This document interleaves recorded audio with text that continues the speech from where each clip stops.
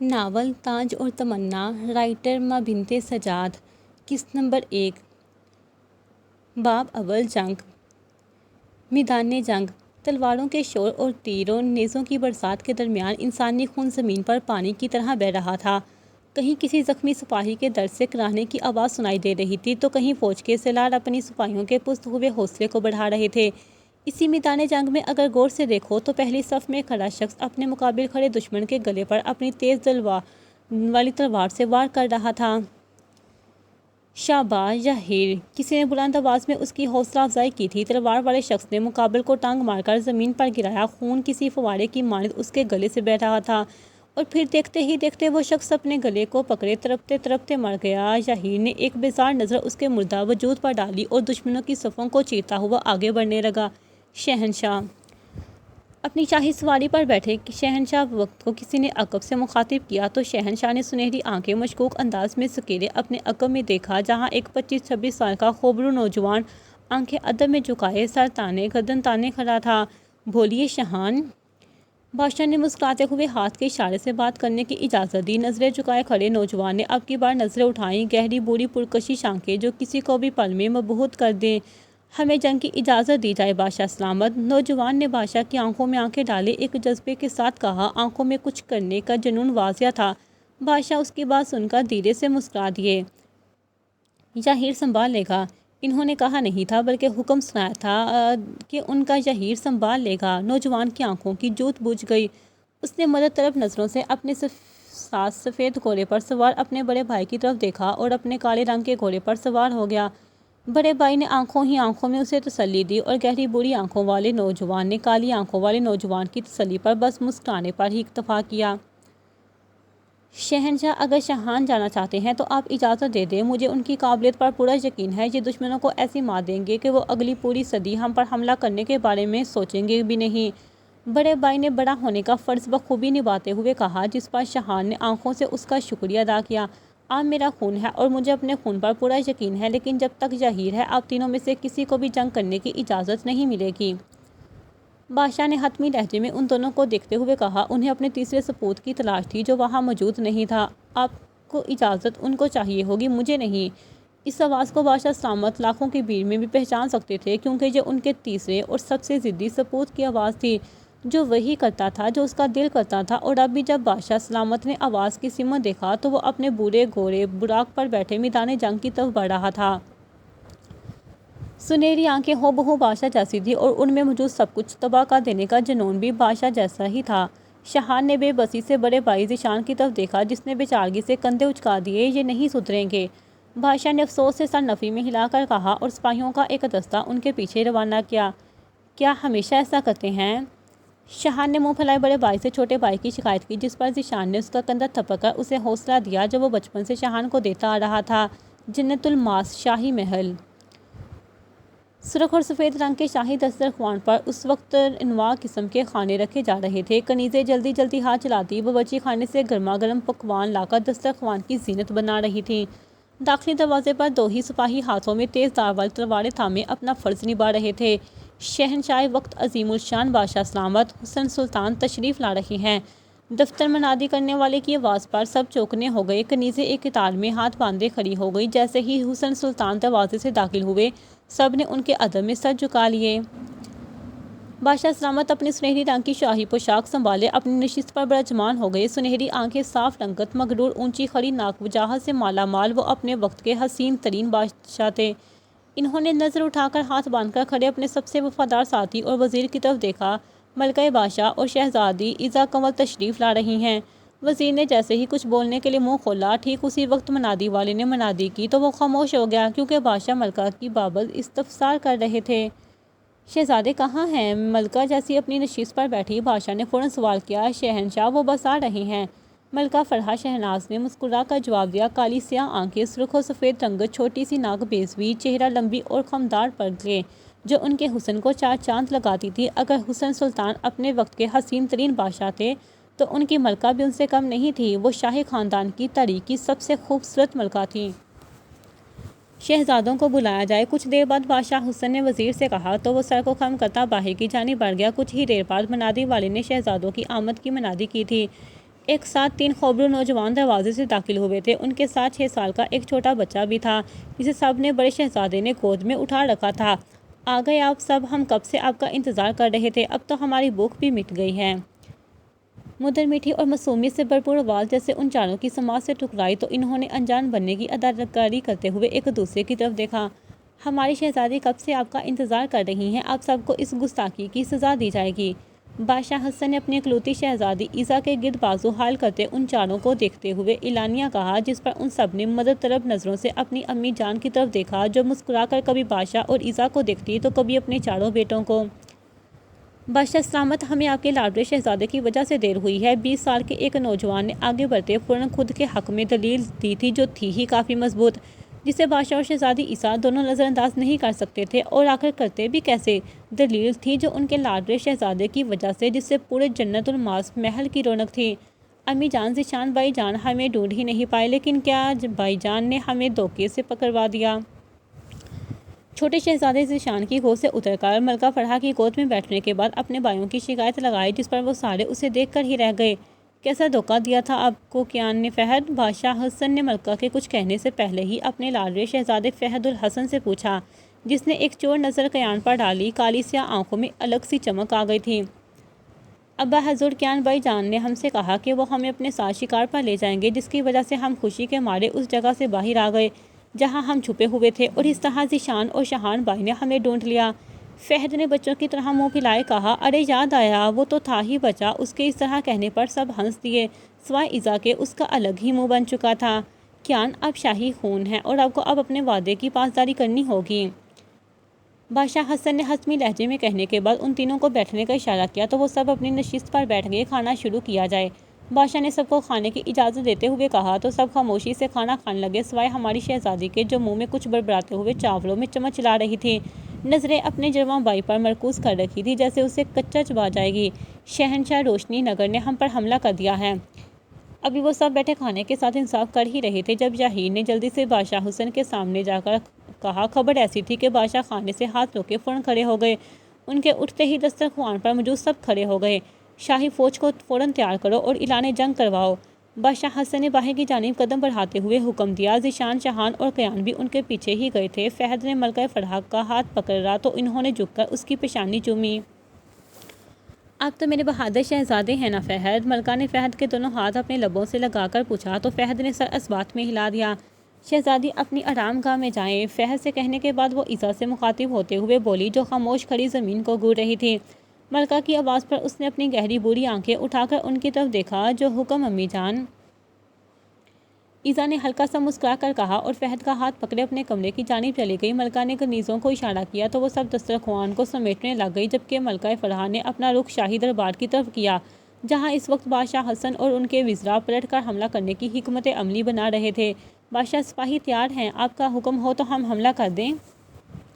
یاہیر نے بادشاہ حسن کے سامنے ہاتھ باندھے کھڑے ہو کر کہا تو بادشاہ نے ایک نظر اپنے تینوں شہزادوں کو دیکھا، جن کی آنکھیں ہی ان کے اندر کے جوش و جذبے کی عکاسی کر رہی تھیں۔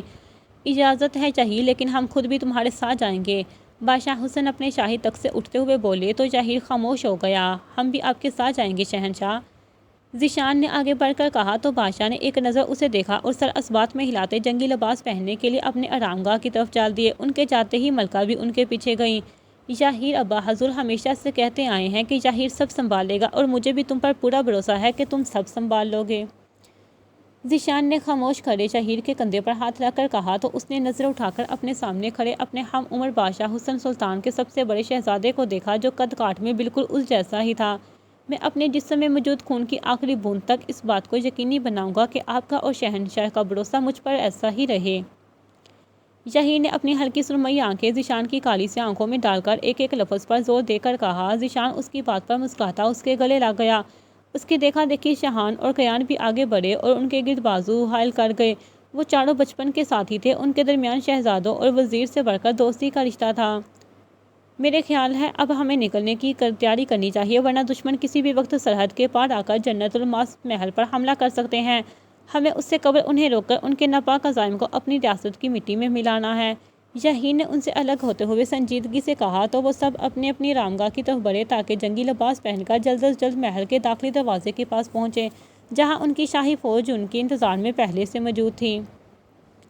ایزا ادھر آئیں بیٹا۔ بادشاہ حسن لوہے کی مضبوط ڈال جو ٹوپی نما کھڑی تھی سر پر رکھے اور پوری طرح خود کو جنگ کے لیے تیار کیے اس کے کمرے کے دروازے پر کھڑے اس سے گویا ہوئے تو وہ بھاگ کر ان کے پاس آئی اور ان سے لپٹ گئی۔ ابا حضور، ہمیں بہت گھبراہٹ ہو رہی ہے، آپ نہ جائیں جنگ پر۔ ایزا نے ان کے سینے سے لگے نم آواز میں کہا تو انہوں نے مسکرا کر اسے خود سے الگ کیا اور پھر نہایت نرمی سے اس کی پیشانی چومی۔ آپ تو میری بہادر اور نڈر شہزادی ہیں ایزا، اور اگر ہم ہی جنگ پر نہ گئے تو ہمارے سپاہیوں کو حوصلہ کون دے گا؟ ان کی پشت پر ان کی بلند ہمت کے لیے ہمارا ہونا ضروری ہے۔ انہوں نے نرمی سے اس کے سنہری بالوں کو سلجھا کر کان کے پیچھے اڑستے ہوئے کہا جبکہ وہ ابھی تک اپنی گہری بری آنکھوں میں نمی لیے انہیں دیکھ رہی تھی۔ شاہان اور ذیشان بھائی جان بھی بول رہے ہیں۔ آپ قیان کو نہ لے کر جائیں، اگر وہ یہاں رہا تو مجھے ڈر نہیں لگے گا۔ ایزا نے ان کا ہاتھ پکڑتے گزارش کی تو وہ سوچ میں پڑ گئے۔ ایزا، کیا تم یہ چاہتی ہو کہ جب ہمارے سپاہی مار جائیں تو ہمارے دشمن بادشاہ سلامت کو اس بات کا تانا دے کہ بادشاہ حسن سلطان اپنی رایا کے بیٹوں کو تو مروانے کے لیے جنگ میں لے آیا ہے لیکن اپنے بیٹے کو مہر کے کڑے پہروں میں چھوڑ آیا ہے؟ کیا یہ میری غیرت اور میری ریاست سے وفاداری پر داغ نہیں؟ کیان جو جنگ پر جانے سے پہلے ایک بار اپنی جرمہ بہن کو ملنے آیا تھا، اس کی بات سنتے ہی اسے دونوں کندھوں سے تھام کر اپنے سامنے کھڑا کرتے ہوئے اسے سمجھانے والے انداز میں بولا، جس پر ایزا نے خاموشی سے سر جھکا لیا جبکہ بادشاہ حسن تو اپنے بیٹے کی دور اندیشی پر ہی حیرت میں مبتلا ہو چکے تھے۔ کیان وعدہ کرے آپ واپس آئیں گے؟ ایزا نے اس کے سامنے اپنے چھوٹا سا ہاتھ کرتے ہوئے آنکھوں میں نمی لیے کہا تو کیان نے ایک نظر اپنے والد محترم کو دیکھا جو خاموشی سے ان دونوں بہن بھائی کو دیکھ رہے تھے جو ایک دوسرے کی جان تھے۔ ایسا نہیں تھا کہ ایزا کو اپنے باقی بھائی عزیز نہیں تھے، لیکن جو انسیت اور لگاؤ اسے کیان سے تھا وہ کسی اور سے بھی تھا، وجہ شاید ان کا جڑواں ہونا تھا۔ ایزا، میں وعدہ کرتا ہوں کہ لوٹ کے ضرور آؤں گا۔ کیان نے اس کے ہاتھ کے اوپر اپنا ہاتھ رکھ کر کہا اور پھر اسے اپنے ساتھ لگا کر نرمی سے اس کا کندھا تھپتھپا کر، ایک وعدہ آپ کو بھی کرنا ہوگا شہزادی۔ ان دونوں کو خاموش کھڑا دیکھ کر بادشاہ حسن اپنی باروب آواز میں بولے تو ایزا چونک کر ان کی طرف متوجہ ہوئی جنہوں نے ہاتھ کے اشارے سے اسے اپنے پاس آنے کا کہا۔ جی ابا حضور، ایزا نے ان کے سامنے جا کر کہا جبکہ کیان دونوں ہاتھ سینے پر باندھے ان کو ہی دیکھ رہا تھا۔ شہزادی وعدہ کرے کہ ہماری غیر موجودگی میں آپ اپنا ملکہ اور فہد کا خیال رکھنے کے ساتھ ساتھ حفاظت بھی کریں گی۔ بادشاہ نے وعدہ بھی ایسے لہجے میں لیا تھا جیسے حکم سنا رہی ہوں۔ ایزا انہیں حیرت سے دیکھ رہی تھی۔ وہ اچھی طرح سے جانتے تھے کہ ایزا نے آج تک تلوار چلانا تو دور اٹھانی بھی نہیں سیکھی اور وہ اس سب کے بعد بھی اسے محافظ بنا کر جا رہے تھے۔ لیکن ابا حضور، اس نے کچھ کہنا چاہا لیکن بادشاہ حسن نے اسے ہاتھ اٹھا کر بولنے سے روک دیا۔ آپ ہمارا خون ہے ایزا، حسن سلطان کا خون، ہمارے خون میں ہی تلوار چلانا جنگ کرنا شامل ہے اور مجھے یقین ہے یہ بات آپ پر بہت جلد واضح ہو جائے گی۔ انہوں نے اس کے سر پر ہاتھ رکھ کر کہا۔ ان کی سنہری آنکھوں میں کچھ تھا جو ایزا کو خاموش ہونے پر مجبور کر چکا تھا۔ چلے کیان، دیر ہو رہی ہے۔ بادشاہ حسن نے ایک الوداعی نظر ایزا پر ڈالی اور پھر کیان سے کہتے اس کے کمرے سے نکل گئے۔ خیال رکھنا ایزا۔ کیان نے اسے آنکھوں ہی آنکھوں میں بہت کچھ کہنے کے بعد چند الفاظ زبان سے ادا کیے اور بادشاہ کی تقلید میں باہر چلا گیا۔ ان کے جاتے ہی وہ اپنے شاہی بستر پر گرنے والے انداز میں بیٹھ گئی۔ گہری بری آنکھوں سے آنسو جاری ہو چکے تھے۔ اس کا دل گھبرا چکا تھا، بہت کچھ غلط ہونے والا تھا۔ اس کا وجدان اسے مل چکا تھا لیکن وہ چاہ کر بھی کچھ کر نہیں سکتی تھی کیونکہ وہ شاہی خاندان سے تھی جو اپنے لیے نہیں بلکہ اپنی رایا کے لیے جیتے ہیں۔ میدان جنگ اپنے عروج پر تھی۔ چاروں طرف سے زخموں سے کراہتے سپاہی اور اپنی ریاست، اپنی سرزمین کے لیے اپنی جان کی بازی ہار جانے والی سپاہیوں کی لاشیں بے آبرو ہو رہی تھی۔ کبھی کسی سپاہی کے مردہ وجود پر گھوڑا چڑھ جاتا تو کبھی دوسرے سپاہی اسے اپنے قدموں تلے رونتے آگے بڑھ جاتے، اس بات کو سرے سے فراموش کیے کہ جو حالت ابھی ان کے ساتھی سپاہی کی ہے کچھ دیر بعد ان کی بھی ہو سکتی ہے۔ لیکن جنگ میں کسی کو بھی اس چیز کی پرواہ نہیں ہوتی۔ اگر کچھ ہوتا ہے تو وہ اپنے دشمن کو نیست نابود کرنے کا جنون جو باقی ہر احساس پر حاوی آ جاتا ہے۔ شہنشاہ کیان ابھی تک نہیں آیا، مجھے اجازت دیں۔ ذیشان نے بادشاہ حسن کی طرف دیکھتے ہوئے کہا جو بظاہر تو پرسکون لگ رہے تھے لیکن کہیں دور اندر انہیں بھی اپنے ضدی شہزادے کی فکر تھی۔ شاہان بھی آپ کے ساتھ جائیں گے؟ بادشاہ حسن نے ایک گہری سانس بھرنے کے بعد اجازت دی تو شاہان کے چہرے پر انوکھی سی چمک آ گئی۔ ذیشان نے اپنے گھوڑے کو ایڑی لگائی تو شاہان نے بھی اس کی پیروی کی۔ دیکھتے ہوئے دیکھتے دونوں بھائی دور اڑاتے بادشاہ حسن کی نظروں سے اوجھل ہو گئے۔ شہزادوں کے پیچھے جاؤ۔ اپنے پیچھے موجود فوجی دستوں میں سے دو حکم کو دیتے ہوئے وہ دوبارہ جنگ کے میدان کی طرف متوجہ ہو گئے جہاں یحییٰ اپنی تلوار سے کئی دشمنوں کو اپنی نیند سلانے کے بعد آگے بڑھتا جا رہا تھا، لیکن کہیں سے ایک تیر اس کے دائیں کندھے پر لگا جس کی وجہ سے وہ کڑاہ کر جھکا۔ اس سے پہلے وہ سنبھلتا ایک اور تیر اس کی پشت پر لگا۔ درد کی شدت کے باعث اس نے آنکھیں میچ لیں ہلکی سرمئی آنکھیں سرخ ہو چکی تھی۔ اس نے اپنی پوری ہمت سے حملہ آور کی جانب اپنے تیز دھار چاقو سے حملہ کیا جو سیدھا اس کے گلے کے آر پار ہو گیا۔ اس کے زمین پر گرتے ہی شہیر درد میں بھی مسکرایا۔ بادشاہ حسن اسے دیکھتے ہوئے فخریہ مسکرا دیا۔ اپنی تلوار زمین پر ٹکا کر وہ اس ہر سرا زور ڈال کر کھڑا ہوا اور ایک بار پھر دشمنوں کی گردنیں اس کی تلوار کی زد میں تھی۔ ان کے پورے لشکر میں ہلچل مچانے والا اگر کوئی شخص تھا وہ صرف شہیر فارس تھا، الماس پور کا وزیر بادشاہ حسن کا دایاں بازو۔ مجھے یہ شخص آج کے دن کے اختتام سے پہلے مردہ چاہیے۔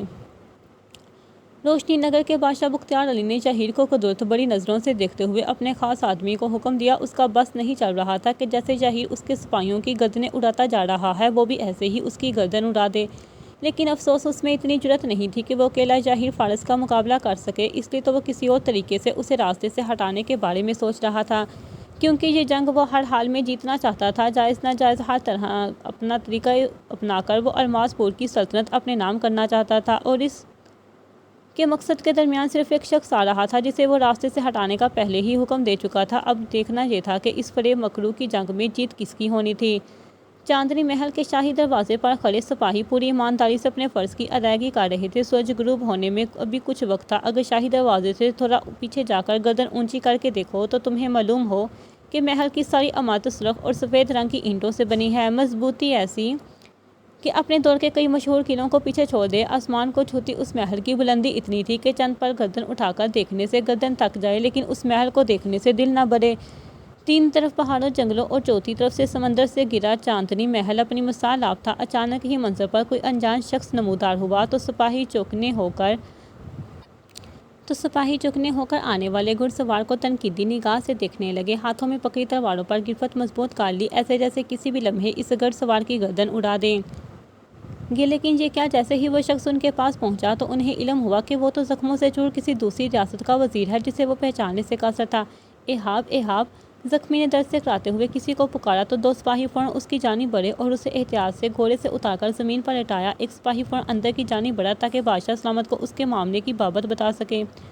محترم، کون ہیں آپ؟ احسان نامی سپاہی نے زخمی کے سر کو اپنی گود میں رکھتے ہوئے پوچھا تو اس شخص نے درد کی شدت سے آنکھیں بند کر لی۔ ایک تیر اس کے دل کے مقام کے بالکل پاس لگا تھا، جبکہ باقی سارے جسم پر نیزے اور تلواروں کے زخم تھے، لیکن سینے پر لگا وہ تیر زیادہ تکلیف کا باعث بنا ہوا تھا۔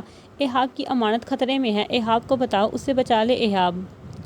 درد اتنا تھا کہ وہ بمشکل اپنی بات مکمل کر پا رہا تھا، منہ سے مسلسل خون بہہ رہا تھا۔ ایثار کافی پریشان ہوا کیونکہ کب سے وہ شخص ایہاب کا نام لیے جا رہا تھا۔ آخر کیا رشتہ تھا اس کا ایہاب سے اور کون سی امانت تھی ایہاب کی؟ ایثار، بادشاہ سلامت نے حکم دیا ہے کہ اس زخمی کو جلد از جلد محل میں لایا جائے تاکہ شاہی حکیم ان کا علاج کر سکیں۔ جو سپاہی بادشاہ کو بتانے گیا تھا تقریباً باختہ ہوا واپس آیا اور جلدی جلدی اپنے ساتھی سے کہنے لگا، اور پھر اپنے باقی ساتھیوں کے ساتھ وہ دونوں اس زخمی کو چاندنی محل میں لے گئے۔ کہاں ہے وہ شخص؟ ایہاب کو جیسے ہی خبر ملی کہ کوئی شخص اس کا نام لے کر کسی امانت کی بابت بات کر رہا ہے، وہ فوراً سے پہلے شاہی دربار میں پہنچا تھا، جہاں بادشاہ نایاب خان اپنے تخت پر بیٹھے وزراء سے کسی ضروری موضوع پر بات کر رہے تھے۔ شاہی حکیم کے پاس ہے، وہ آپ بیٹھے جہاں۔ بادشاہ نایاب نے ایک ناگواری سے اسے دیکھنے کے بعد اپنے دائیں جانب موجود نشست کی جانب اشارہ کرتے ہوئے کہا تو ایہاب کچھ متبدل سا ہوتا خاموشی سے وہاں جا کر بیٹھ گیا۔ کالے سیاہ گنے بال سلیقے سے بنے ہوئے تھے، کشادہ پیشانی اور سفید رنگت میں ہلکی بڑی ہوئی داڑھی والا وہ نوجوان اور کوئی نہیں بلکہ پٹھانوں کی اس سیاست خان نگر کا اکلوتا شہزادہ تھا۔ ابا حضور، ہمیں اس شخص کے پاس جانا ہے۔ کچھ دیر تو وہ خود پر بند باندھے بیٹھا رہا، لیکن جب دل کی بے چینی میں اضافہ ہوا تو وہ اچانک کھڑا ہوتا ہوا بولا، اس چیز کی پرواہ کیے بغیر کہ وہ کاروبار کی کارروائی میں دخل اندازی کر رہا ہے۔ نایاب خان نے ایک غصے بھری نظر سے اسے دیکھا۔ اس کی نیلی آنکھوں میں واضح تھا کہ انہیں ایہاب کا کاروبار کی کارروائی کے درمیان بولنا پسند نہیں آیا، لیکن وہ بھی اپنے نام کا ایک ہی تھا، ڈیٹھ بنا کھڑا رہا۔ مختار، شہزادے کو لے کر جائیں۔ نایاب خان نے اپنے خاص سپاہی کو اشارہ کر کے اپنے پاس بلانے کے بعد حکم جاری کیا تو وہ سر جھکا کر دروازے کی جانب بڑھ گیا۔ ایہاب نے آنکھوں ہی آنکھوں میں بادشاہ کا شکریہ ادا کیا اور مختار کے پیچھے چل دیا۔ کیا نام بتایا ہے اس شخص نے اپنا؟ ایہاب نے خود کے پیچھے چلتے مختار کو دیکھے بغیر سرسری سا پوچھا، جیسے جاننے میں کچھ خاص دلچسپی نہ ہو۔ نام تو نہیں بتایا، بس یہ پتہ چلا ہے کہ وہ کسی ریاست کا سپاہی ہے۔ مختار نے مؤدبانہ انداز میں کہا تو ایہاب کے بڑھتے قدم تھم گئے۔ وہ پورا مختار کی جانب مڑا۔ سمندر سے بھی گہری نیلی آنکھوں میں ابھرا سوال مختار جان چکا تھا، وہ الماس پور کا سپاہی ہے شہزادے؟ مختار نے اس کے پوچھنے سے پہلے ہی جواب دیا تو کچھ سوچ کر ایہاب نے سر اثبات میں ہلا دیا اور اسے چلنے کا اشارہ کیا۔ شاہی حکیم کے پاس پہنچتے ہی اس نے مختار کو واپس جانے کا کہا اور خود دوا خانے میں داخل ہوا، جہاں ایک بزرگ شخص مختلف رنگ کی جڑی بوٹیوں کو کوٹنے میں مشغول تھے۔ دوا خانے میں عجیب قسم کی مہک پھیلی ہوئی تھی جو اس نکچلے شہزادے کو بالکل نہیں بھاتی تھی۔ اس نے اپنی پوشاک سے رومال نکال کر ناک پر رکھا۔ بہروز بابا، آپ کی نئی محبوبہ کہاں ہے؟ اس نے اپنے پیچھے لکڑی کا بھاری دروازہ بند کرتے ہوئے بظاہر سنجیدگی سے پوچھا تھا، لیکن اس کی گہری نیلی آنکھوں میں شرارت صاف جھلک رہی تھی۔ بہروز نامی وہ بزرگ حکیم چہرے پر شفیق سی مسکراہٹ سجائے اس کی جانب مڑے۔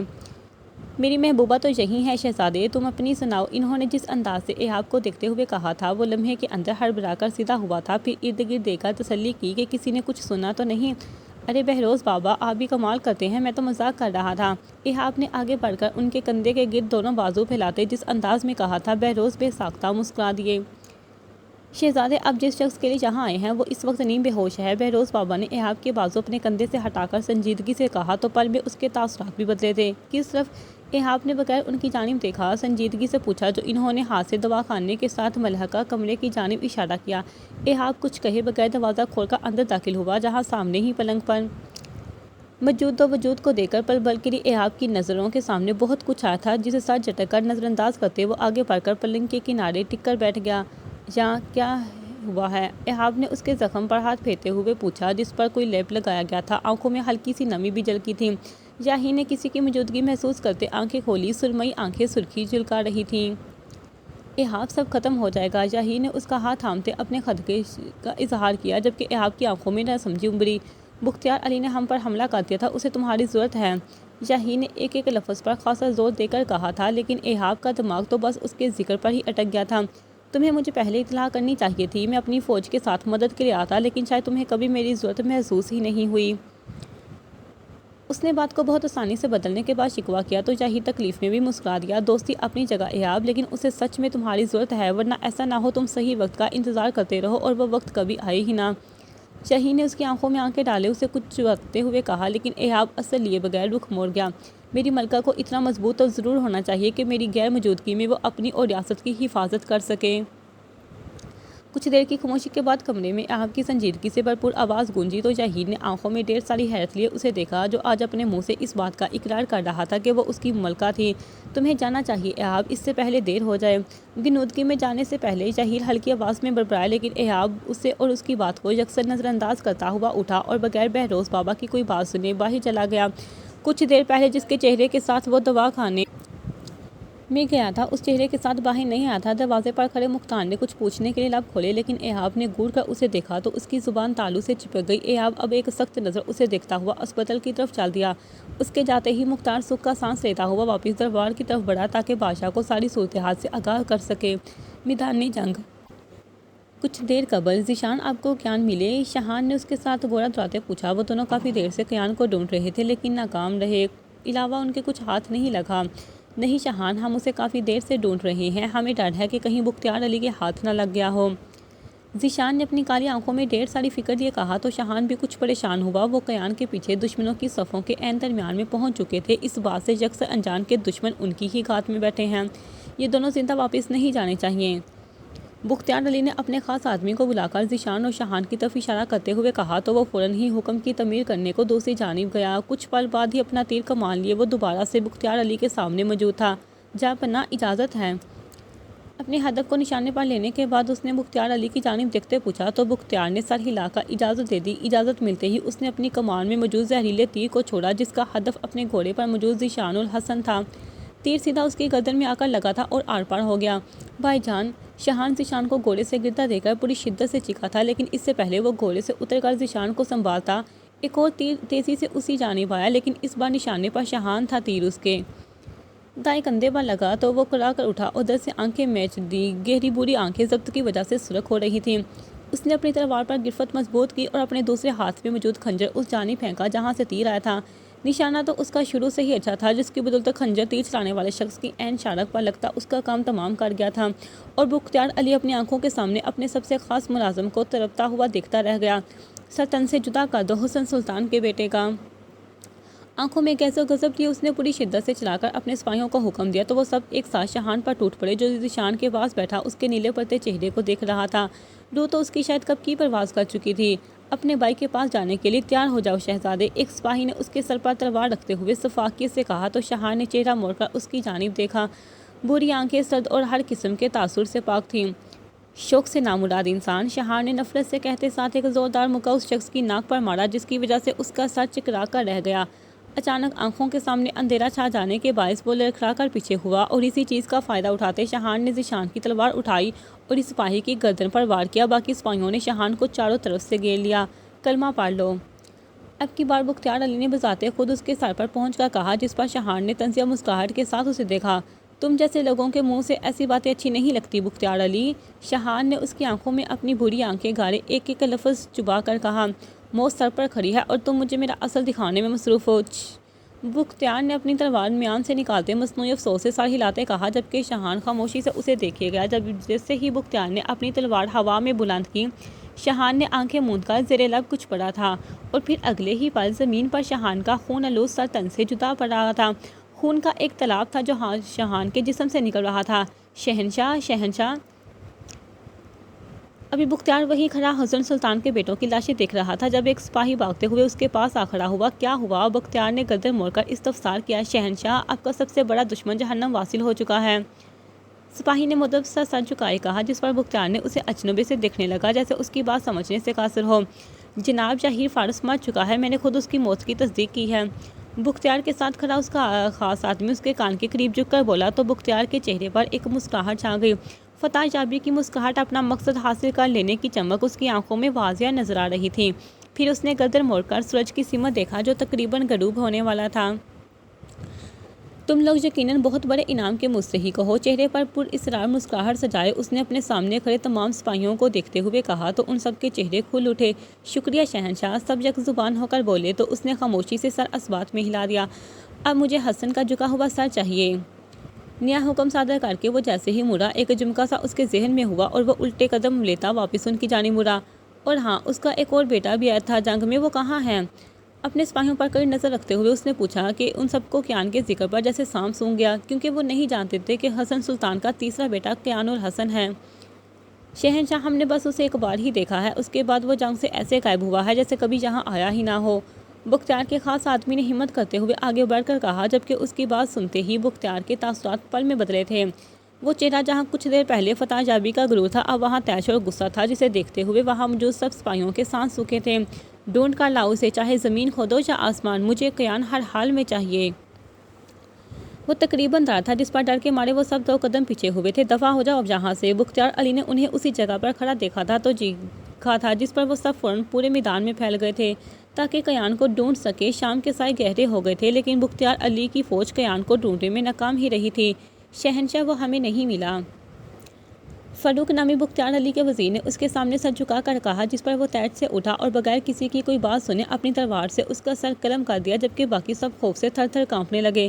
بادشاہ سلامت، میرے پاس ایک ترکیب ہے کیان کو ڈھونڈنے کی، ایک سپاہی نے ڈرتے ڈرتے بمشکل بات مکمل کی جس پر بختیار نے اپنی غصے سے سرخ ہوتی آنکھیں اٹھا کر اس کو دیکھا۔ بونکو، وہ دار تھا جس پر اس سے اپنے سپاہی نے اپنا تھوک نگلا۔ بادشاہ سلامت، ہم حسن سلطان کو قید کر لیتے ہیں، جب کیان اپنے باپ کو ہماری قید میں دیکھے گا تو خود بخود ہمارے سامنے آ جائے گا، اور ویسے بھی حسن سلطان کو قید کرنا ہمارے لیے کچھ مشکل نہیں ہے کیونکہ اس کے آس پاس ہمارے کافی آدمی موجود ہیں جو ہمارے ایک اشارے پر اس کا سر تک قلم کر سکتے ہیں۔ سپاہی اپنی بات کہہ کر چپ ہوا تاکہ بختیار کا جواب سن کر بختیار نے کچھ دیر خاموشی اختیار کی رکھی جیسے کچھ سوچ رہا ہو۔ ٹھیک ہے، اپنے آدمیوں کو کہو کہ حسن سلطان کو قید کر کے ہمارے خیمے میں لے آئیں اور پورے علاقے میں خبر مشہور کر دو کہ حسن سلطان اپنے بیٹوں سمیت ہمارے ہاتھوں مارا گیا ہے۔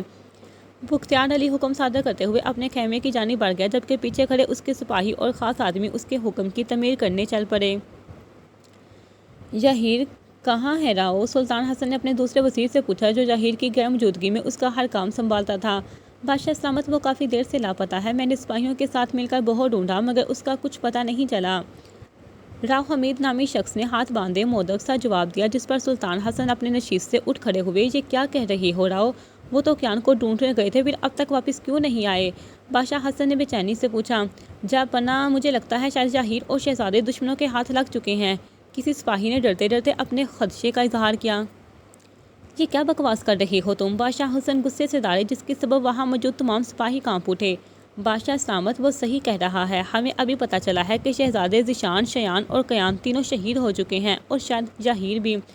بادشاہ حسن کا خبری بھاگتا ہوا ان کے پاس پہنچ کر گویا ہوا ہارے لہجے میں کہا، اور آنکھیں شدت غم سے سرخ انگارہ ہو رہی تھیں، جبکہ اس کی کہی بات سنتے ہی حسن سلطان لڑکھڑا کر نشست پر گرے۔ بادشاہ سلامت، سنبھالیے خود کو۔ راؤ حمید نے آگے بڑھ کر بادشاہ کا ہاتھ پکڑتے ہوئے کہا۔ وہاں موجود ہر شخص کی آنکھوں میں نمی تھی، اور دل غم کی شدت کے باعث پھٹنے کو تیار تھے، اور ہوتے بھی کیوں نہ، آخر آج الماس پور کے تینوں شہزادے مارے جا چکے تھے۔ بادشاہ حسن سلطان کی بادشاہت کا زوال شروع ہو چکا تھا۔ الماس پور کا رکھوالا ظاہر فارس ختم کر دیا گیا تھا، اب تو وہاں صرف صف ماتم ہی بچھے رہنا مقدر تھا۔ کس طرف ہیں وہ؟ کچھ دیر کی جان لیوا خاموشی کے بعد بادشاہ حسن کی نفیف اور کمزور سی آواز ان سب کی سماعتوں سے ٹکرائی، جسے سنتے ہی وہ سب حیرت زدہ رہ گئے، کیونکہ ابھی چند لمحے پہلے جس شخص کی دار سے وہ سب کانپ اٹھتے، اب اس کی آواز ایسی تھی جیسے بمشکل حلق سے نکل رہی ہو۔ آپ میرے ساتھ آئیں جاں پناہ۔ وہی شخص جو ان سب کی موت کی خبر لے کر آیا تھا، حسن سلطان کے سامنے آ کر بولا تو وہ اپنی جگہ سے اٹھ کھڑے ہوئے۔ ان کے اٹھتے ہی باقی سب بھی ان کے ساتھ جانے لگے، تو بادشاہ نے ہاتھ کے اشارے سے سب کو منع کر دیا، جس پر وہ سب اپنے قدم رکنے پر مجبور ہو گئے۔ ہم نے کہا، یہی رکو تم سب۔ راؤ حمید کو اپنے ساتھ آتا دیکھ کر بادشاہ نے ذرا سختی سے حکمیہ لہجے میں کہا، تو وہ نہ چاہتے ہوئے بھی باقی سب کے ساتھ رک گیا، اور وہ خبری بادشاہ حسن سلطان کو اپنے ساتھ لیے ایک بار پھر میدان جنگ کی طرف بڑھ گیا۔ وہیں دوسری طرف زخموں سے چور جسم کے ساتھ ظاہر نے اپنے اوپر گرے شہید سپاہیوں کی لاشوں سے نکلنے کی کوشش کی۔ یہ شاید اس کی خوش قسمتی تھی کہ وہ زندہ بچ گیا تھا، یا شاید دشمن کی کوئی چال جسے وہ پہچان نہیں پایا تھا۔ آخرکار بہت ہمت کرنے کے بعد وہ خود کو ان کی لاشوں کے ڈھیروں کے نیچے سے نکالنے لگا۔ میں کامیاب ہو ہی گیا تھا، سوچ اپنی کرنیں سمیٹے واپسی کی راہ پر گامزن تھا۔ ظاہر نے دھندلی بصارت کے ساتھ آس پاس نظریں دوڑائیں تاکہ کسی کو مدد کے لیے بلا سکے، لیکن چاروں طرف خون، انسانی لاشوں اور ان کے کٹے اعضاء کے سوا وہاں کچھ نہیں تھا۔ فاضل، میرے شیر فاضل!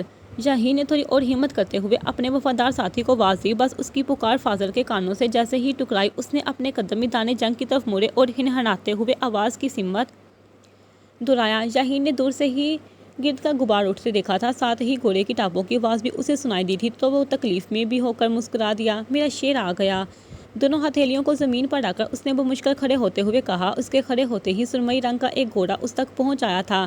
ظاہر نے پیار سے اس کے چہرے پر ہاتھ پھیرا، تو فاضل نے 2 قدم آگے بڑھ کر اپنی گردن ظاہر کے کندھے پر رکھ دی، جیسے وہ اپنے مالک سے گلے ملنا چاہتا ہو۔ ظاہر کی آنکھوں میں نمی بڑھ گئی تھی، یہی کچھ حال فاضل کی بری آنکھوں کا تھا۔ لوگ کہتے ہیں جانوروں میں احساس نہیں ہوتا ہے، لیکن اگر آج وہ ظاہر کے فاضل کو اپنے مالک کی تکلیف اور جدائی پر روتا ہوا دیکھ لیتے تو اپنے الفاظ واپس لینے پر مجبور ہو جاتے۔ انسانوں اور جانوروں کے احساس میں کوئی فرق نہیں، بلکہ میرا ماننا تو یہ ہے کہ جانور انسانوں سے زیادہ حساسیت کا مادہ اپنے اندر رکھتے ہیں۔ فاضل، ہمیں ایاب کے پاس جانا ہے، ٹھیک ہے؟ چاہے جو ہو جائے، تم راستے میں رکو گے نہیں، ٹھیک ہے میرے شیر؟ ظاہر نے بمشکل اس پر سوار ہوتے ہوئے اس کے بالوں کو پیار سے سہلاتے ہوئے سمجھایا، جس پر فاضل نے بالکل کسی انسان کی طرح سر اس بات میں ہلایا جیسے وہ اپنے مالک کی ساری بات سمجھ چکا ہو۔ ظاہر نے فاضل کو ایڑ لگائی تو وہ ہنہناتے ہوئے آگے بڑھ گیا، اپنے پیچھے غبار کا طوفان چھوڑے۔ جاری ہے۔